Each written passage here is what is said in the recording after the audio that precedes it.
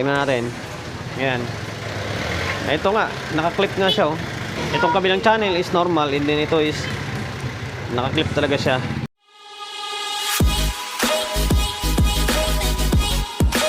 Welcome to my vlog. For today's video, ito na, part 2 ng Nickel CE12 natin.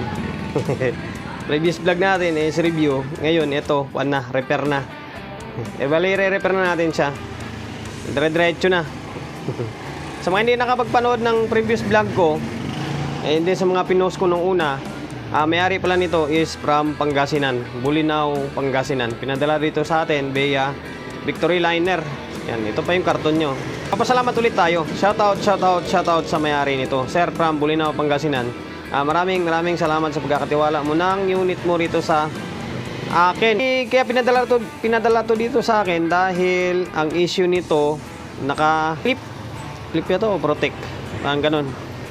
Ngayon ipapakita ko sa inyo or testing natin para malaman natin kung ano talaga yung pinaka-issue niya. Kasi ito nakatanggal ito nung kanina, nakatanggal itong isang socket. And then dito nakatanggal, nihang yata nila ni Sir para magamit itong kabila. Ngayon testing natin. Ayan, balbo na ako para sigurado. Para kung in case na may short man, hindi siya basta puputok. Tingnan natin. Ayan. Ito nga, naka-clip nga siya, oh. Itong kabilang channel is normal, and then ito is naka-clip talaga siya. So ngayon, sa mga previous vlog natin, laging sa mga vlog natin is hindi naman ako nagpo-full demo tutorial eh. Basta ang akin babaklasin ko, papalitan ko. Hindi, sasabihin ko na lang yung mga ano yung mga pinapapalitan ko, ano yung mga binagbabaklas ko para hindi na maba yung video natin. So ngayon, babaklasan ko lang ito. And then, or isusukatan ko lang ng bias ito kung bakit naka-clip siya. Hindi katulad sa may kabilang side. Bago natin baklasin, sukatan pala muna natin ng bias. Tingnan natin kung normal dito or yung dito. Kaya kung bakit nagki-clip siya. Ayan. Dito muna tayo sa may kabila. Try natin sukatan. Marinig ba? Marinig ba sa mic natin?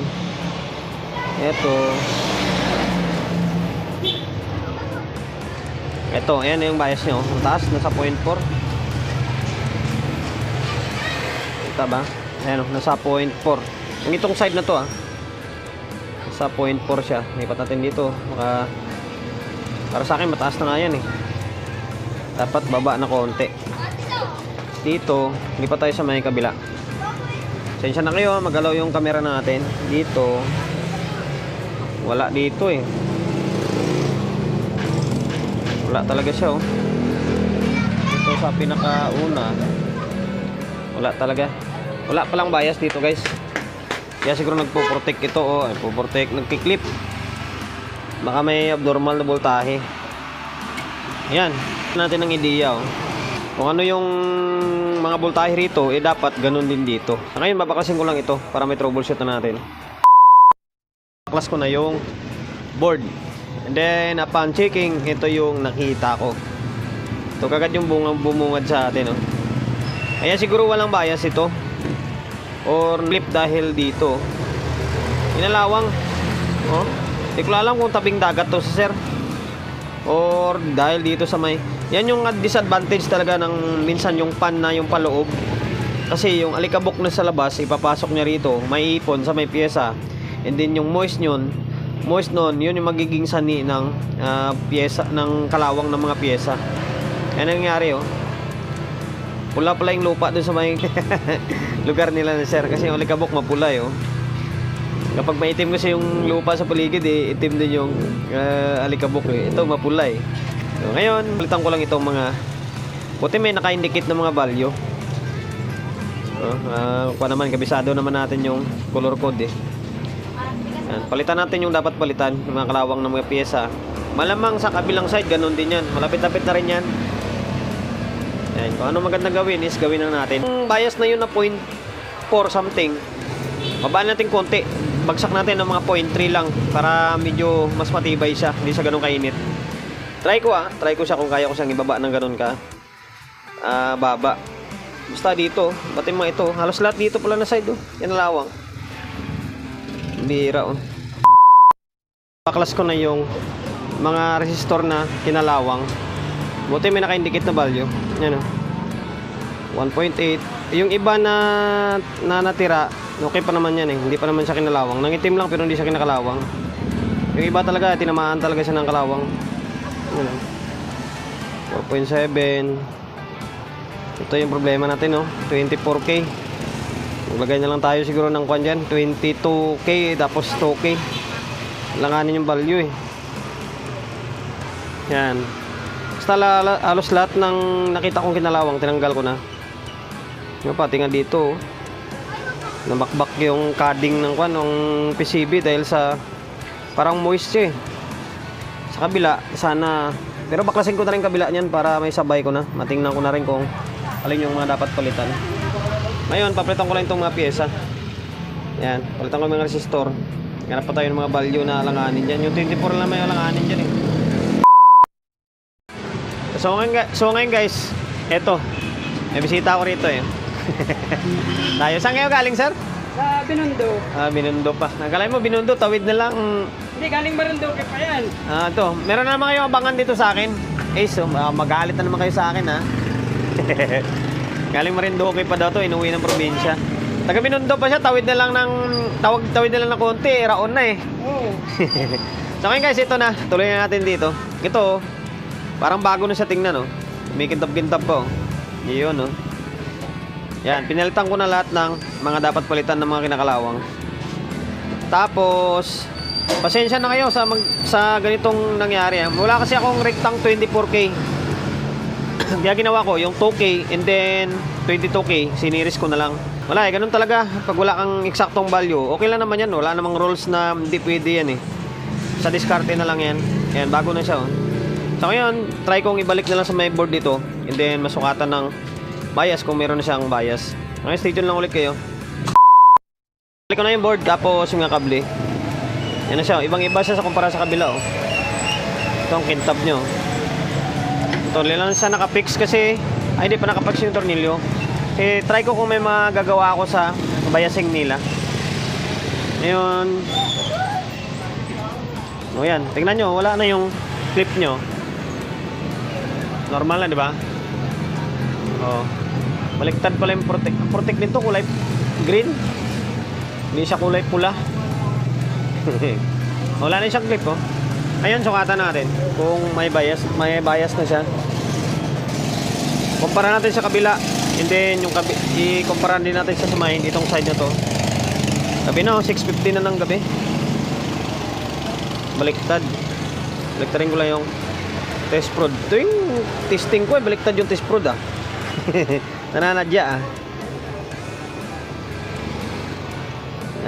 Abangan ulit kayo sa akin sa mga sunod na video ko. LX20 ulit. Ito. Ayaw magkuhan eh. O, yan, oh. Taas ng bias nyo, oh. Nasa 0.4. Akala mo 502. Ganun ba talaga design nito? Oh. Parang kuhan siya yung sa Saimar na CE20. Ganun na ganun yung bias nila. Pares sila yung Saimar nito. Yung CE20 ni Saimar.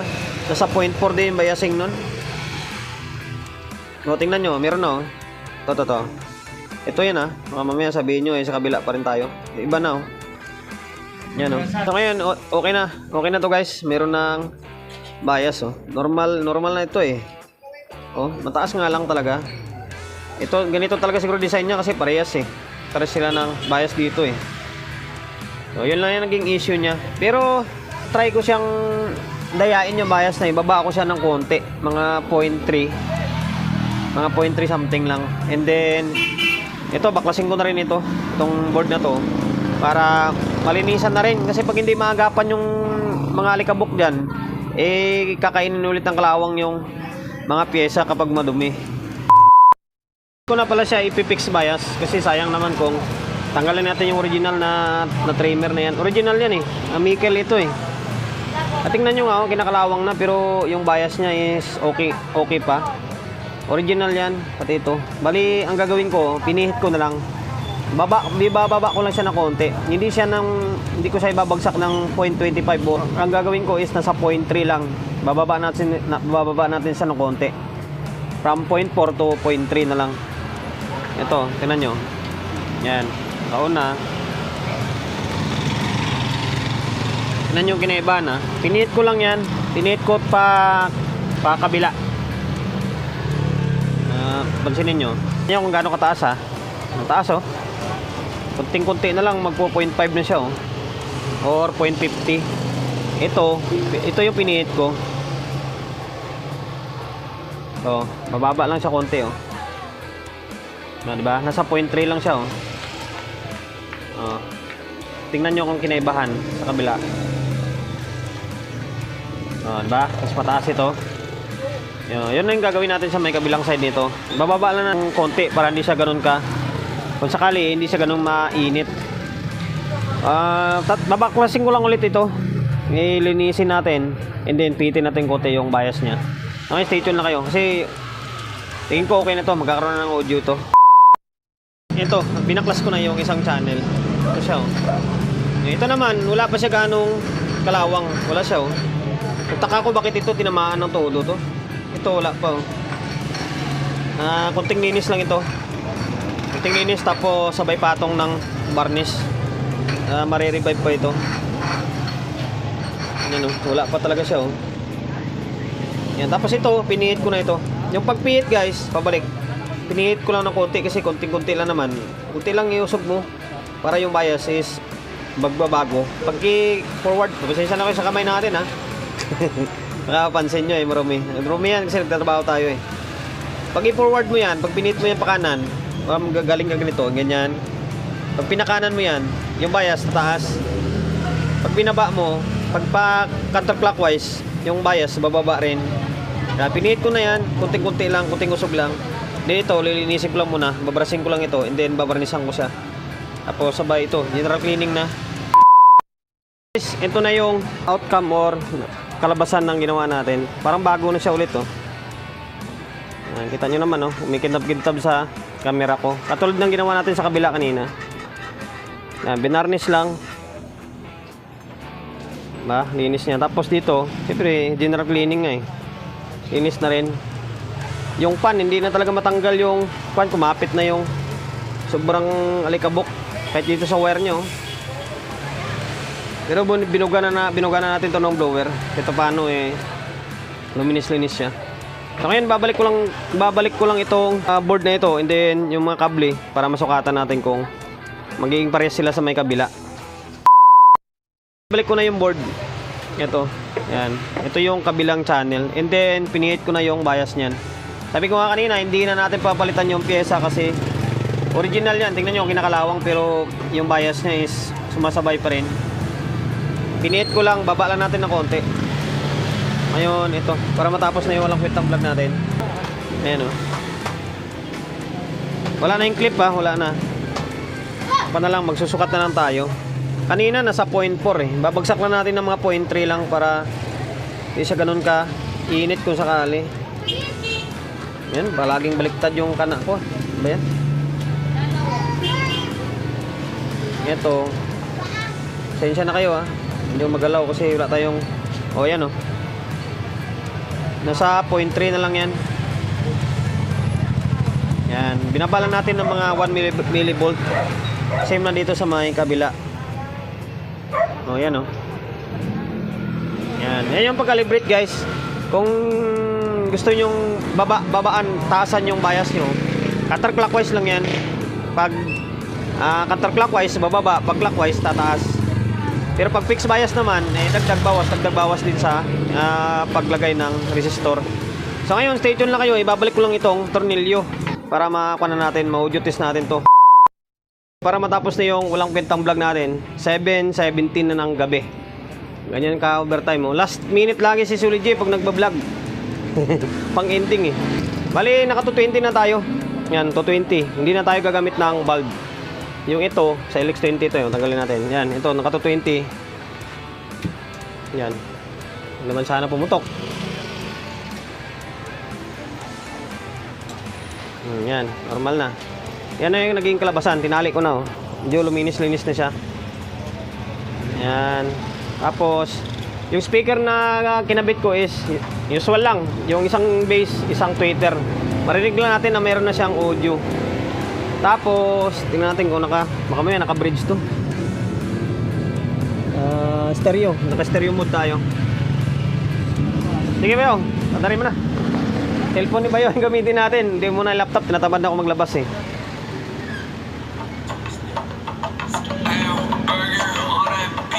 Makaka-copyright tayo dyan ah. Yan oh. Ito yung naka-clip na side ah. May audio na siya oh. Yan oh.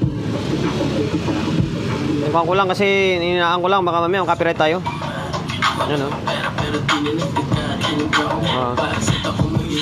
Yung right foot, sasabay ka pag inangat ko yung may tanong kung sasakay ka ay maliban. Normal na. Tapos binaba na natin yung bias niyan. Yan yung ginawa natin sa kabilang side oh. Tinahi natin yung mga inalawang. Nalamig ko kahit check mo sa resibo. Okay, get go. Tapos tutok mo mata mo sa akin, wag let go. At hindi ko pa sinasabi from the get go. Ayan. Okay na to, baka makapiright tayo. So yun guys, hanggang dito na lang yung walang kwentang vlog natin kasi gabi na, 7:19, magliligpit pa kami. Uwi pa tayo, magluluto pa tayo. Yan, recap natin yung ginawa natin bago tayo magtapos. Clip yung isang channel, ito, yung mga kinalawang nga, pinalitan natin. Halos lahat ng resistor sa may sa may preamp, pinalitan natin. Tapos, siyempre, in-sprayan natin ng pangontra. Same sa may kabila. Ito naman, buo naman to dito eh, nilinis ko lang. And then, in-sprayan ng varnish. Tapos, yung huling ginawa natin, binaba natin ng konti. Konti-konti lang naman, millivolt lang naman eh. 1 millivolt from 0.4 to 0.3 lang naman eh. Binaba natin ng konti lang. Para kahit paano hindi siya ganun ka init or kahit paano medyo tumibay-tibay konti. Hindi ko na pinix bias kasi maganda yung trimmer na yan, original yan. Kahit kinakalawang na siya okay pa. Okay pa yung resistance niya, hindi siya nagbabago. Yan, uling sulyap. Yan.